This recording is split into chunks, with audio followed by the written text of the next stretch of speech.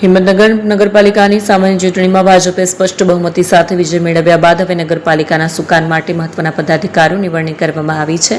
ભાજપ દ્વારા જાહેર કરાયેલા મેન્ડેટ અનુસાર ઓબીસી અનામત બેઠક માટે અરુણાબેન કડિયાને નગરપાલિકાના નવા પ્રમુખ તરીકે પસંદ કરવામાં આવ્યા છે, જ્યારે ઉપપ્રમુખ પદે ગોપાલસિંહ રાઠોડની વરણી કરવામાં આવી છે અને કારોબારી ચેરમેન તરીકે રાહુલ પટેલને જવાબદારી સોંપવામાં આવી છે।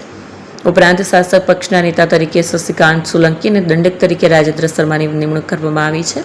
નગરપાલિકા સભાખંડમાં યોજાયેલ વિશેષ બેઠક દરમિયાન ચૂંટણી અધિકારીની હાજરીમાં પ્રમુખ અને ઉપપ્રમુખના નામોની સત્તાવાર જાહેરાત કરવામાં આવી છે। પ્રમુખ અને ઉપપ્રમુખની વરણી જાહેર થતાં જ ભાજપના કાર્યકરોમાં ખુશીની લાગણી ફેલાઈ હતી। જિલ્લા મહામંત્રી સહિત આગેવાનો દ્વારા નવા હોદ્દેદારોને ફુલહાર પહેરાવી અભિનંદન પાઠવવામાં આવ્યા હતા। આ પ્રસંગે તેમણે શહેરના વિકાસકારોને પ્રાથમિકતા આપવાની અને જનસેવાને કેન્દ્રમાં રાખીને કામગીરી કરવાની પ્રતિબદ્ધતા વ્યક્ત કરી।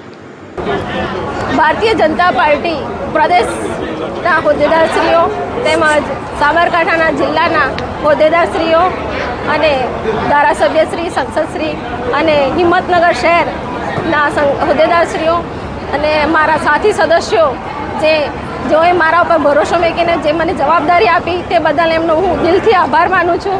તેમજ અમે હિંમતનગર શહેરનો ખૂબ સરસ એવો વિકાસ કરીશું સાથે રહીને, અને અમે સૌ સાથે મળીને હિંમતનગરને એક નવું નજરાણું પણ આપીશું અને હિંમતનગર તેમજ જિલ્લાના સંગઠનના સર્વે હોદ્દેદારો સાથે રાખીને અમે સૌ સાથે મળીને કામ કરીશું।